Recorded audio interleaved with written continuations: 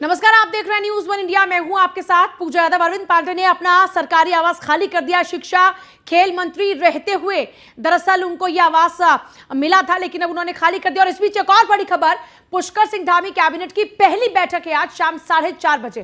Cabinet की बैठक होगी, कई अहम फैसलों पर मुहर लग सकती है। कैबिनेट में बजट सत्र पर भी सरकार फैसला कर सकती है। 28 मार्च से विधानसभा का पहला सत्र हो सकता है। कैबिनेट बैठक में बजट सत्र का निर्णय लिया जाएगा। शाम 4:30 बजे कैबिनेट की बैठक, कई अहम फैसलों पर मुहर लग सकती है। इस कैबिनेट की बैठक में पहली ये बैठक होने जा रही है। देखिए, कई अहम फैसलों पर मुहर लग सकती है। बजट सत्र पर भी सरकार फैसला ले सकती है। कल ही पुष्कर सिंह धामी और 8 मंत्रियों का शपथ ग्रहण समारोह संपन्न हुआ है और उसके बाद अब सरकार अपने कामकाज में जुट चुकी है। 28 मार्च से विधानसभा का पहला सत्र शुरू हो सकता है। कैबिनेट बैठक में बजट सत्र का निर्णय होगा।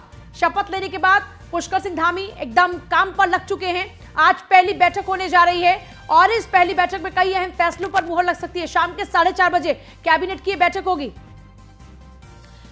विशेष संवाददाता सुदीप जैन हमारे साथ जुड़ गए हैं। सुदीप, लगातार आप सरकार बनने तक पूरी खबर अब देते रहे, अब आगे की जानकारी भी चाहते हैं कि दर्शकों को आप दें और बताएं कि अब विधानसभा सत्र को लेकर पुष्कर सिंह धामी जब वर्क मोड में आ ही चुके हैं तो क्या कुछ खास तैयारियां हैं? आज की बैठक में क्या कुछ खास रहने वाला है? जी देखिए, मार्च का माह सरकार के लिए बेहद अहम होगा। इसमें दो बातें महत्वपूर्ण हैं। पहला, जो ऋतु खंडूरी हैं वो पहली विधानसभा अध्यक्ष महिला कोटे से बनने जा रही हैं और ऋतु खंडूरी पूर्व मुख्यमंत्री बीसी खंडूरी की पुत्री हैं और इनके जो पति हैं वो भारत सरकार में स्वास्थ्य सचिव हैं।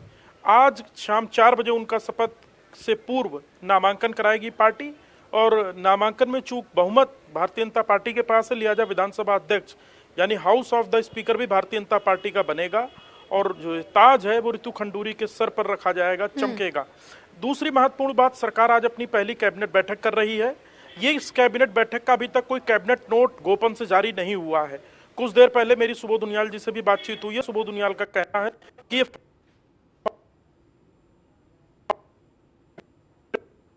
सरकार अपने अगले हाउस पर चर्चा कर सकती है और सूत्र बता रहे हैं कि सोमवार यानी 28 मार्च से हाउस हो सकता है। सरकार अनुदान लाएगी क्योंकि उसको अपना बिजनेस चलाना है और विभागों को बजट रिलीज करना है, तो उसकी सहमति के लिए सत्र होना आवश्यक है। सत्र के लिए आज कैबिनेट में निर्णय हो जाएगा, ऐसी जानकारी है और ये निर्णय राजभवन को अवगत करा दिया जाएगा। राजभवन से इसकी नोटिफिकेशन यानी अधिसूचना जारी होगी। तो यानी मार्च एंड होते होते सरकार अपना बजट ले आएगी। बजट में लेखानुदान पर फोकस है। विभागवार जो विभाग की डिमांड है, कहीं पेमेंट होनी है या कहीं नई योजनाओं के अग्रेसर जिसको हम कहते हैं एडवांस पेमेंट रिलीज की व्यवस्था, उस पर काम होना है। तो सरकार मार्च में इन सारी चीजों से फ्री हो जाएगी और अप्रैल से अपनी कामकाज को और धार देगी और स्पीड देगी। तो निश्चित तौर पे आज से सरकार अपने एक्टिव मोड में है और कामकाज पर लग गई है। जी पूजा। ठीक है सुदीप, कामकाज के मोड में सरकार आ चुकी है और आपके पास हम वापस लौटेंगे बाकी खबरों पर अपडेट के लिए। देखिए, पुष्कर सिंह धामी एक युवा नेता हैं और सबसे कम उम्र में बनने वाले मुख्यमंत्री हैं। ऐसे में उनका एनर्जी लेवल हाई है, उनका काम करने का जज्बा एकदम हाई है और उसी जज्बे के साथ में वो काम में लग चुके हैं। पहले कम वक्त मिला तब भी बेहतर काम किया और अब जब पूरा कार्यकाल उनके सामने है तो पहले दिन से वो काम में जुट चुके हैं। और सबसे खास बात, एक बार फिर से हमने आपको बताया था कि ऋतु खंडूरी उत्तराखंड की पहली महिला विधानसभा अध्यक्ष हो सकती हैं।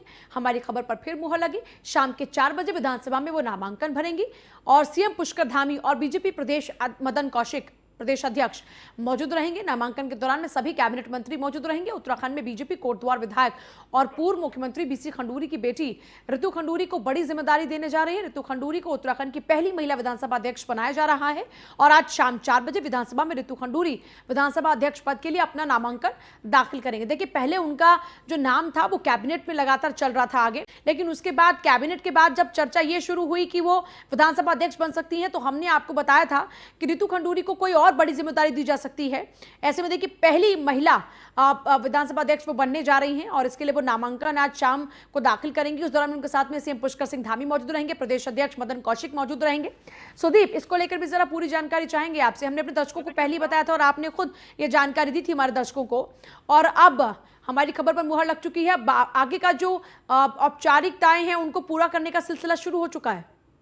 देखिए, सरकार गठन से लेकर मुख्यमंत्री के चेहरे कैबिनेट में कौन शामिल होगा, ये सारी जानकारियां न्यूज वन इंडिया ने सबसे पहले अपने दर्शकों को दी है।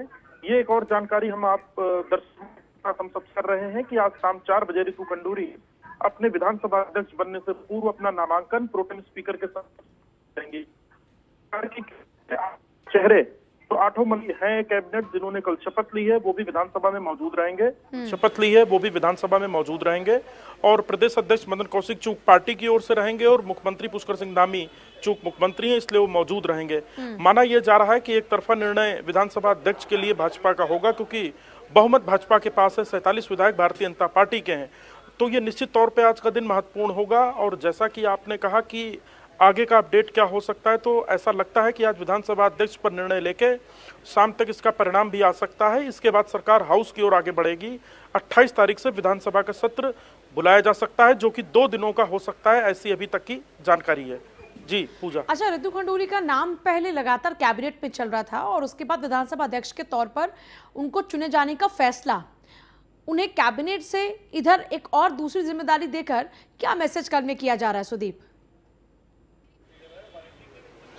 जी देखिए पूजा, 2 बातें हैं, इसको समझने की आवश्यकता है। भारतीय जनता पार्टी को जो महिलाओं के अधिक वोट मिले तो महिलाओं को सरकार में अहम स्थान भी मिला। रेखा सोमेश्वर से विधायक थी, कैबिनेट मंत्री बनी। रितु खंडूरी को विधानसभा अध्यक्ष बनाया जा रहा है। अभी 2 मंत्रियों के पद रिक्त भी हैं। देखिए अभी नैनीताल जिले का प्रतिनिधित्व होना है, पिथौरागढ़ जिले का प्रतिनिधित्व होना है, हरिद्वार जिले का प्रतिनिधित्व होना है, चमोली रुद्रप्रयाग जिले का प्रतिनिधित्व होना है। ये जिले भी छूट गए। 47 विधायक यदि भारतीय जनता पार्टी के जीते हैं तो सभी जिलों में भारतीय जनता पार्टी को लीड मिली है। इसलिए ऐसा लगता है कि अब ये जो मंत्री बनेंगे ये इन्हीं इलाकों से होंगे, इन्हीं क्षेत्रों से होंगे। हालांकि भी इसमें थोड़ा वक्त लग सकता है क्योंकि सरकार कंफर्टेबल है, 47 विधायक उसके पास हैं, उसको नंबर की जरूरत नहीं है।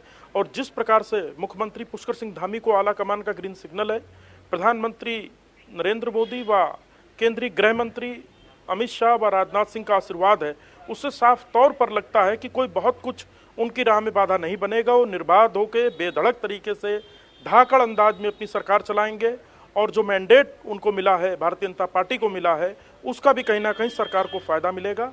हाँ, ये बात सही है कि अब सरकार के सामने जिम्मेदारियां भी बढ़ी हैं। उसने जो वायदे जनता से किए उसे पूरे करने हैं। रोजगार, स्वरोजगार, पर्यटन और जो राज्य की बेसिक बुनियादी मांगे हैं उस पर उसे और तेजी से काम करना है। जी पूजा।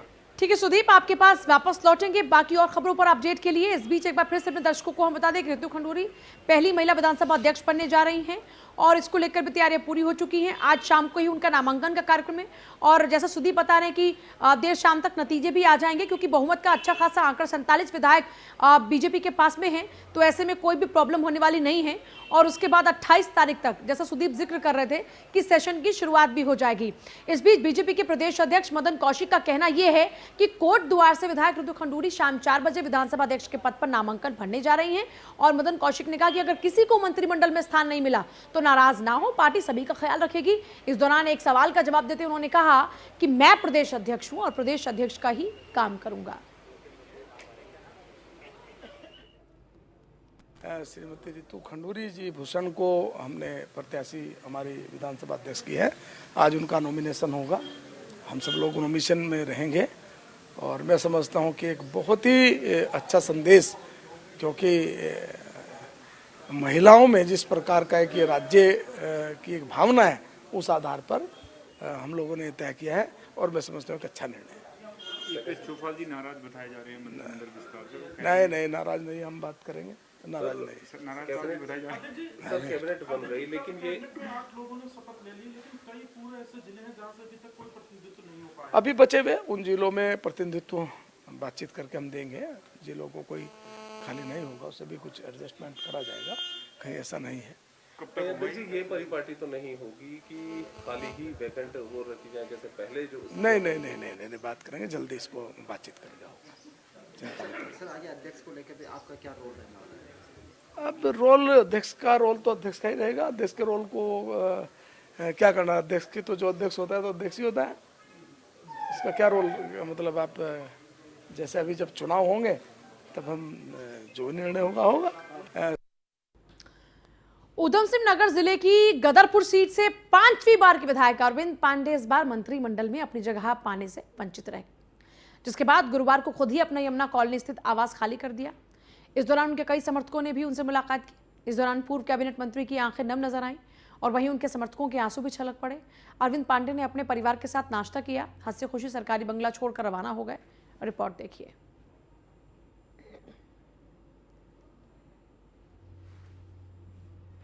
भाजपा सरकार में मंत्री रहे और एक मिथक तोड़ चुके अरविंद पांडे, जो कि शिक्षा मंत्री थे, कि शिक्षा मंत्री जीतता नहीं वो जीत कर आए, लेकिन कैबिनेट में कल स्थान न मिलने से उन्हें स्थिति साफ हो गई कि उनको इस बार कैबिनेट मंत्रिमंडल में स्थान नहीं मिलेगा। लिहाजा आज ही सुबह उन्होंने अपना घर भी खाली कर दिया है। उनके कई समर्थक सुबह उनसे मिलने भी आए थे, लेकिन उनसे मुलाकात नहीं कर सके। उनका सामान काफी कुछ पैक होकर जा चुका है और मंत्री भी परिवार समेत अपने इस बंगले को छोड़कर रवाना हो गए हैं। माना यह जा रहा है कि जो 2 पद रिक्त हैं उसमें भी कहीं ना कहीं अरविंद पांडे का स्थान आ पाना बेहद मुश्किल है।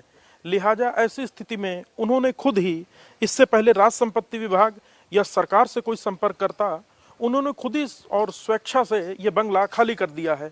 यमुना कॉलोनी में रहने वाले अरविंद पांडे का अब ये बंगला किस नए मंत्री को मिलता है ये तो समय बताएगा, लेकिन अरविंद पांडे की राह में ही अब राज्य सरकार में मंत्री रहे बिशन सिंह चूफाल भी शामिल हो गए हैं। कैमरा सहयोगी राजन बड़ोला के साथ सुदीप जैन, न्यूज़ 1 इंडिया, देहरादून। और सुदीप लगातार बने हमारे साथ में। सुदीप का हम फिर से एक बार रुख करेंगे। सुदीप, पांडे जी घर खाली करके जा चुके हैं, समर्थकों की आंखें नम हैं, उनकी भी आंखें नम हैं और उनको मैसेज भी बड़ा क्लियर है कि अब तो उनकी वापसी कैबिनेट में नहीं हो रही है।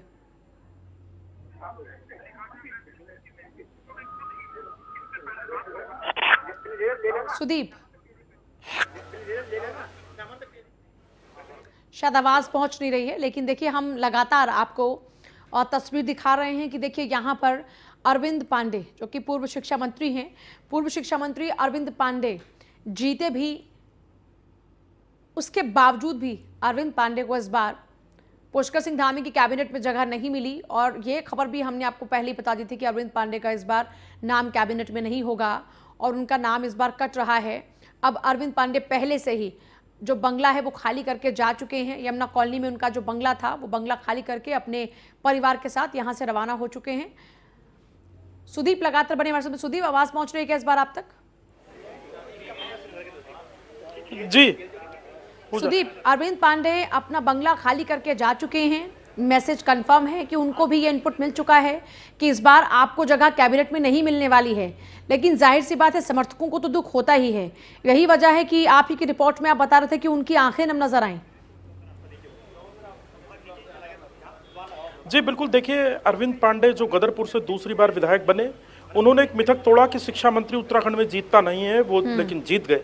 ये एक बड़ी बात है। दूसरी महत्वपूर्ण बात, उन्होंने जब कल कैबिनेट में अपना स्थान न पाया तो रात में निर्णय कर लिया था कि सुबह परिवार समेत वो वापस गदरपुर चले जाएंगे, बंगला छोड़ देंगे। देखिए उन्हें भले मंत्रिमंडल में स्थान न मिला हो, लेकिन उन्हें एक बड़ा मैसेज दिया है। हम देखते हैं नेता किसी पद पर नहीं होते हैं, कोर्ट तक एप्लीकेशन चली जाती है कि बंगला खाली कराया जाए, लेकिन उन्होंने खुद एक नजीर पेश की। अगर वो पद पे नहीं है तो उन्होंने खुद ही बंगला छोड़ दिया, अपना साजो सामान पैक किया और रवाना हो गए हैं। अरविंद पांडे ने कहा है कि उन्हें मौका नहीं मिला, उन्हें इस बात का कोई मलाल नहीं है। जो पार्टी आदेश देगी उन्हें मान्य होगा, लेकिन वो बंगला छोड़ रहे हैं क्योंकि बंगले में रहने का हक कैबिनेट मंत्री का होता है जो वो खो चुके हैं, लिहाजा वो बंगला छोड़ रहे हैं। सुदीप, बहुत शुक्रिया आपका फिलहाल पूरी जानकारी के लिए। जाहिर सी बात है ये ऐसी नजीर नेताओं को पेश करनी चाहिए। 6 बार की बीजेपी विधायक बिशन सिंह चुफाल ने मंत्रिमंडल में स्थान न मिलने से नाराजगी जाहिर की। खुलकर तो कुछ कहा नहीं, लेकिन इशारों में बहुत कुछ कह गए। अब विधायक हैं और उन्हें विधायक की ही मंजूर है, उन्होंने ये बात कही। न्यूज़ 1 इंडिया के विशेष संवाददाता सुदीप जैन ने बिशन सिंह चुफाल से खास बातचीत की। उन्हें पूरी उम्मीद थी कि इस बार उनको जगह मिलेगी कैबिनेट में, लेकिन उनके लिए भी जगह इस बार कैबिनेट में अब तक तो नहीं बन पाई है। प्रदेश में भारतीय जनता पार्टी का परचम सबसे ज्यादा ऊंचा करने वाले और लगातार 6 बार जीतने वाले बिशन सिंह चूफाल, जो लगातार मंत्री और बड़े पदों पर रहे, इस वक्त कुछ नाराज हैं। इनको मंत्रिमंडल में स्थान नहीं मिला और इसके पीछे कुछ पार्टी की गुटबाजी, दूसरे कारण जिम्मेदार बने। हमारे साथ चूफाल जी, इनसे बातचीत करते हैं। सर, ऐसी क्या वजह रही कि आप जैसे सीनियर व्यक्ति ड्रॉप हो गए? देखिए, पार्टी का जो निर्णय है, पार्टी ने निर्णय किया वो सर्वमान्य है। क्यों कारण रहे होंगे, किन कारण वगैरह क्या कारण रहे, इन कारणों की जानकारी मैंने कहा कि जरूर मैंने अपने कार्यकर्ताओं को संतुष्ट करने के लिए उनके सामने जरूर रखा कि मैं अपने के बार मैं केंद्रीय नेतृत्व से जरूर मिलूंगा इस विषय पर। लेकिन हमारे यहाँ कोई ऐसी गुटबाजी नहीं है। मैं तो देखता हूँ कहीं गुटबाजी नहीं है। कोई आपस में मतभेद हो सकते हैं, मनभेद नहीं हो सकते हैं, इसलिए गुटबाजी कहीं देखने को नहीं मिलती भारतीय जनता पार्टी में। ये इस गुट का इस गुट है। हम तो भारतीय जनता पार्टी के संगठन के कार्यकर्ता हैं, लंबे समय से काम कर रहे हैं, संगठन में काम कर रहे हैं, नीचे स्तर से काम कर रहे हैं। हमने बूथ स्तर से काम करके प्रदेश स्तर तक काम करने का मुझे अवसर मिला है। ऐसा मुझे कहीं नहीं दिखाई देगा कि भारतीय जनता पार्टी में गुटबाजी है। तो सर क्या माना जाए, क्या उम्र कारण बनी जो आपको मंत्रिमंडल में स्थान नहीं मिला, जबकि सतपाल महाराज भी उम्र दराज है? उम्र का तो कोई मतलब, जब मेरे उम्र का आदमी कैबिनेट में जा सकता तो उम्र का कहाँ से आ गया? हम बराबर के उम्र के हैं लोग हैं। अब हमारे लिए अलग से नियम तो नहीं होगा, नियम तो सबके लिए ही होगा। बताया जा रहा है भगत दास से कहीं ना कहीं कुछ कॉन्फ़िगरेशन आपका ठीक नहीं रहा, या उनका कुछ पूरा आशीर्वाद आपको नहीं मिला? नहीं, भगत दा का आशीर्वाद तो औरों को मिला, मेरे को नहीं मिला, ये तो विषय ही नहीं बनता है। हमने जरूर कहा, अभी भी करें, हमारे आपस में मतभेद हो सकते, मतभेद नहीं हो सकते, तो कारण होगा रहेगा। लेकिन जहाँ तक करें भगत दा का मंत्रिमंडल का बनाने का तो श्रेय केंद्रीय नेतृत्व का है। केंद्रीय नेतृत्व और उसमें तय करता है ना, माननीय मुख्यमंत्री तय करते हैं। 2 पद मंत्री जी अभी भी रिक्त हैं, तो क्या माना जाए कोई उम्मीद है? मैं मंत्रिमंडल के रेस में नहीं हूँ ही नहीं, मैं विधायक हूँ। विधायक में ही काम करने मुझे अच्छा लगे। कल तक तो आप तैयार थे। कहा था मैं विधायक मंत्री, कल जरूर आए। मैं तैयार इसलिए था कि मैं तो रेस में था नहीं। आ जाएगा नाम तो ठीक था, कल वो उतना मेला था। अब जब कल ही नाम नहीं आया तो अब थोड़ी नाम आएगा, अब तो नहीं आएगा ना। आने वाला होता तो कल ही आ जाता मंत्रिमंडल में। एक चर्चा राजनीतिक गलियारों में ये बहुत ज़्यादा है कि आपको राज्यसभा भेजा जा सकता है और डीडी हाट से मुख्यमंत्री जी चुनाव लड़ सकते हैं। क्या ऐसी कोई जानकारी आपसे संपर्क किया गया? इस बारे में मेरे किसी ने भी, कोई संगठन ने न कहीं भी बात हुई, कोई बात नहीं हुई। राज्यसभा वाली कोई बात ही नहीं हुई। राज्यसभा का विषय ही नहीं आया कहीं मेरे सामने, तो भी छोड़ने का विषय कहाँ से आएगा? अगर पार्टी ऑफर देती है तो? पार्टी ऑफर देती है तो सबसे पहले जिस जनता ने 6 बार मुझे लगातार चुनकर भेजा है और जिस कार्यकर्ता ने रात दिन अपना पसीना बहा, पहले तो उनसे पूछूंगा ना। जब उनसे नहीं पूछूंगा, कहीं उल्टा पर वो जाएगा तो क्या करेंगे फिर? तो चौपाल जी अब सिर्फ विधायक ही रहना चाहते हैं? विधायक में भी अब तो मंत्रिमंडल का गठन हो गया, अब तो विधायक हैं, विधायक में काम करेंगे। तो ये थे बिशन सिंह चौपाल, जिन्होंने इशारों में कह दिया कि उन्हें मंत्रिमंडल की या मंत्री बनने की कोई चाहत नहीं है। वो विधायक थे और विधायक रहने को अब उन्हें स्वीकार रहे। कैमरा सहयोगी राजन बडोला के साथ सुदीप जैन, न्यूज़ 1 इंडिया, देहरादून। देखिए बिल्कुल, बिशन सिंह चौपाल से जब कल सुदीप ने बात की थी तो चेहरे पर मुस्कान थी, लेकिन कैबिनेट का गठन होने के बाद चेहरा उतर सा गया है। वहीं उत्तराखंड सरकार में वरिष्ठ मंत्री सुबोध उनियाल ने न्यूज़ 1 इंडिया से खास बातचीत करते हुए कहा कि सरकार को अपने कामकाज चलाने के लिए मार्च समाप्त होने से पहले बजट लाना होगा ताकि उसका कामकाज निर्बाध रूप से चल सके। आज से सरकार विधिवत फॉर्म हो रही है। 4 बजे विधानसभा अध्यक्ष जी का आप लोग नॉमिनेशन करा रहे हैं, फिर कैबिनेट हो रही है। सर, आज से किन किन लाइन पर सरकार आगे बढ़ रही है और शुरुआती एजेंडा सरकार का क्या है? देखिए, बहुत स्पष्ट है, सरकार के एजेंडे में सबसे बड़ी प्राथमिकता है राज्य के निर्माण की अवधारणा को पूरा करते हुए राज्य के लोगों की अपेक्षा को पूरा करना है। तो उसके लिए समय 5 साल का समय है, जिसने पिछले 5 सालों में तमाम जन कल्याणकारी हम लोगों ने निर्णय लिए, उसी को आगे बढ़ाना है। सर, आज पहली कैबिनेट है, क्या कुछ एजेंडा है, कुछ प्रमुख बात अगर आप बताना चाहें? देखिए, अभी तो कोई एजेंडा नहीं है, लेकिन जब भी जो एजेंडा होगा आपको मालूम हो जाएगा, हम बता भी देंगे। तो सर, क्या माना जाए आज जो कैबिनेट हो रही है उसमें आप लोग पोर्टफोलियो के साथ बैठने जा रहे हैं? देखिए, ये प्रेरोगेटिव मुख्यमंत्री का है, जब भी विभाग बैठेंगे हमको भी इंतजार है, आपको भी इंतजार है। सर, 28 तारीख से सेशन हो सकता है, सरकार को लेखानुदान लाना है, अपना बिजनेस चलाने के लिए बजट लाना है। तो सर, इसमें क्या तैयारी है, क्योंकि मार्च भी अब अंतिम समय में है? निश्चित रूप से 31 मार्च से पहले ये संवैधानिक बाध्यता भी है कि 31 मार्च के बाद राज्य को किस तरह राज्य में खर्चा चले, उसके लिए वोटर अकाउंट लाया जा रहा है। तो ये सुबोध उनियाल जी थे, जिनका कहना है कि मार्च अंत का समय करीब है, लिहाजा वोट एंड अकाउंट लाना पड़ेगा और 28 को विधानसभा सत्र आयोजित हो सकता है। कैमरा सहयोगी राजन बड़ोला के साथ सुदीप जैन, न्यूज़ 1 इंडिया, देहरादून। रेखा आर्य धामी सरकार में एक बार फिर से कैबिनेट मंत्री बनी है। न्यूज़ 1 इंडिया से खास बातचीत में रेखा आर्य ने कहा कि महिलाओं के लिए जो अच्छी योजना आई हैं, जो भी अच्छे काम हुए हैं, उसका फायदा पार्टी को भी मिला जनता ने उनको सराहा। नई सरकार में उन्हें जो भी मंत्रालय की जिम्मेदारी मिलेगी उसका वो बखूबी निर्वहन करेंगे। रेखा आर्या ने न्यूज़ 1 इंडिया के विशेष संवाददाता सुदीप जैन से खास बातचीत की। सरकार में दूसरी बार मंत्री बनी रेखा आर्य हमारे साथ इस वक्त मौजूद हैं। आपकी वात्सल्य योजना अभी भी चल रही है और इस योजना को पहाड़ों में बहुत असर दिखा। महिलाओं का जो अतिरिक्त वोट मिला, इसके पीछे वात्सल्य योजना भी बताई जा रही है। मंत्री अब बन चुकी हैं, पोर्टफोलियो का इंतजार है। हम बातचीत करते हैं रेखा आर्य जी से। मैम, आपके विभाग के जो कामकाज रहे, पहाड़ पे उसके नाम पर मुहर लगी और बहुत अच्छी मात्रा में आप लोगों को सपोर्ट वोट के रूप में मिला, क्या कहेंगे?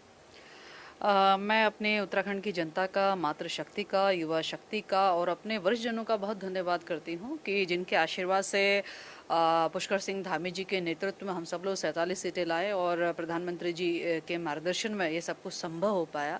मैं बहुत हृदय की गहराई से आभार और धन्यवाद व्यक्त करती हूँ और साथ साथ मैं ये कहती हूँ कि ये जो हमारा 5 साल का कार्यकाल होगा, निश्चित रूप से महिला शक्ति के लिए, निश्चित रूप से हमारे युवा शक्ति को रोजगार परक बनाने या स्वरोजगार परक बनाने और जिस प्रकार से भी हमारा उत्तराखंड आगे बढ़ सकता है उस दिशा में काम करेंगे।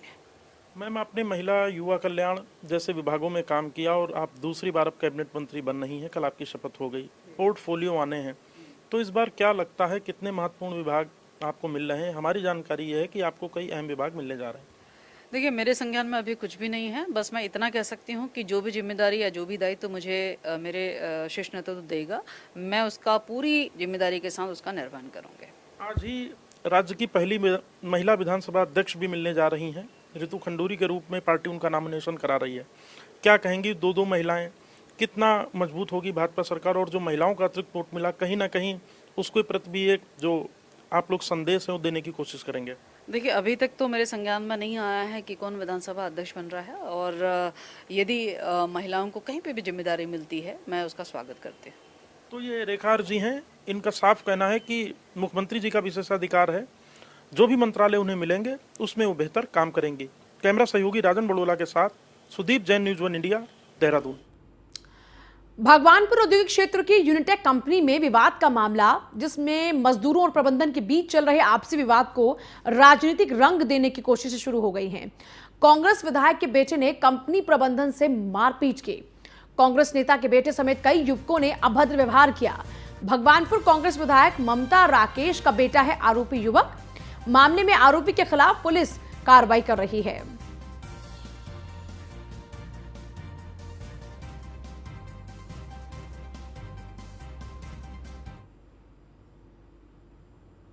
और ये तस्वीरें आपके सामने हैं उस मारपिटाई की।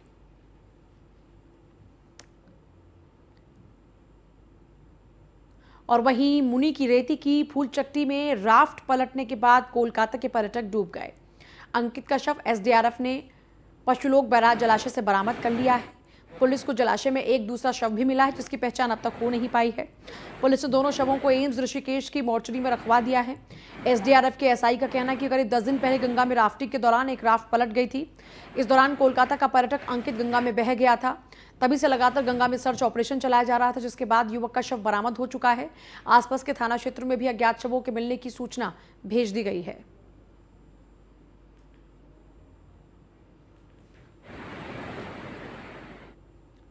नगर पालिका प्रशासन की तरफ से मसूरी झूला घर पर ट्रैफिक को व्यवस्थित करने के लिए वाहनों की आवाजाही पर पूरी तरह से प्रतिबंध लगाया गया है।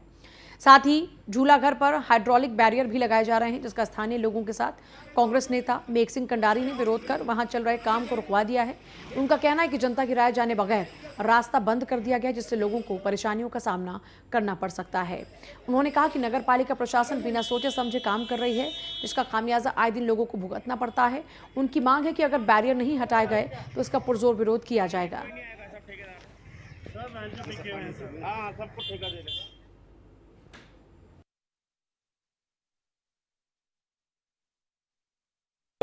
हमारे एक टमटा जी हैं, वो रिक्शा चालक हैं, मजदूर हैं, उन्होंने यहाँ विरोध किया और उनका विरोध भी जायज़ था। और अगर का विरोध कहीं गलत था तो अध्यक्ष जी को बुलाना चाहिए था, बात करनी चाहिए थी। लेकिन मैं जो सुना कि तो खुला उन्होंने यहाँ गाली दी है, माँ बहन की गाली दी है, माँ धमकी दी है, ये तो गलत बात है। ये तो कहीं ना कहीं मैं समझता हूँ कि एक तानाशाही, हिटलरशाही वाली बात है। और जहाँ तक इस बैरल की बात है, अभी हमारे कंडारी जी ने बताया कि भाई ये शहर इसमें नहीं है, एक तो शहर में वैसे ही हमारी कोरोना काल में लोग सभी व्यापारी वंचित अभी बेरोजगारी फैली पड़ी है। तो अगर ये यहाँ बन जाएगा तो यहाँ पूरी गाड़ी लग जाएंगी, इधर गाड़ी लग जाएगी ना जैसा। तो मेरा तो आपके माध्यम से कहना है कि अगर माध्यम उसको उन्हें व्यवस्था संभालनी है और संभालनी चाहिए तो 50 लड़कों की भर्ती कर दें, 50 लड़कों को रोजगार मिलेगा, वो व्यवस्था संभाल लेंगे। संभालने की जो बात हो रही है, आप इसका औचित्य क्या है? हम इसका विरोध कर रहे हैं। बीच माल रोड में इसको 2 हिस्सों में बांटने जा रहे हैं। आप तर्क दे रहे हैं कि यहाँ पे स्कूटी रोकने के लिए जो आप ये बैरियर बना रहे हैं, स्कूटी रोकने के लिए, वाहन रोकने के लिए 2 माल रोड बैरियर लगे हुए हैं, उस पर व्यवस्था बनाइए आप। अगर कोई आपको लगता है हेम्पटन कोर्ट से आ रहा तो वहाँ पे अपने बैरियर लगा रखे, उसको रोको। इसका औचित्य क्या है? ये झूलाघर ऐतिहासिक चौक है, उत्तराखंड आंदोलन से जुड़ा हुआ चौक है। इस तरफ फारा है, नीचे की तरफ पूरा झूलाघर का नाश हो गया। ये माल रोड को 2 तरफ अगर बढ़ जाएगी तो इसमें कौन रहेगा, कौन लोग? ये मतलब मसूरी की जो ऐतिहासिक माल रोड ये खत्म हो जाएगी। तो इसको खत्म करने की पौड़ी जिला चिकित्सालय में विश्व क्षय रोग दिवस के अवसर पर स्वास्थ्य विभाग ने जागरूकता कार्यक्रम का आयोजन किया। एसीएमओ डॉक्टर रमेश कुंवर ने बताया कि स्वास्थ्य विभाग की ओर से टीबी के रोग को पूरी तरह से खत्म करने के लिए लगातार अभियान चलाए जा रहे हैं और जन जन तक पहुंचाए जा रहे हैं ताकि लोग इस बीमारी के संक्रमण से बच पाएं। तो अभी इन्होंने विज्ञान भवन दिल्ली में अपना जी, ये हमारे जनपद पौड़ी और पूरे हमारे उत्तरांचल राज्य के लिए आज बहुत गर्व की बात है कि आज वर्ल्ड टीबी डे के दिन हमारे यहाँ से जो टीबी चैंपियंस हैं उनमें से 2 स्पीकर्स चुने गए थे ऑल इंडिया में, जिसमें से एक स्पीकर गुजरात की और एक स्पीकर हमारे पौड़ी जनपद के कोटद्वार से है, जिनका नाम काजल बिष्ट है। और उन्होंने अभी अभी विज्ञान भवन में अपना भाषण दिया है और इसके तुरंत बाद वो हमारे देश के प्रधानमंत्री श्री नरेंद्र मोदी जी से इंटरेक्शन करेंगी और उनसे मिल के आएंगी। ये हमारे लिए पौड़ी जनपद की बहुत गर्व की बात है। और काजल बिष्ट ने टीबी का पूरा इलाज लिया था और उसके बाद वो एकदम ठीक हैं। तो अपनी जो वो उन्होंने अपनी जो बाइट दी है अपनी, और हम सबको हमारे यहाँ से टीबी परिवार की तरफ से, जनपद की तरफ से उनको बहुत बहुत बधाइयाँ जी। और फिलहाल आपसे ले रहे हैं इजाजत। आगे भी खबरों का सिलसिला जारी, बने रहिए हमारे साथ। नमस्कार।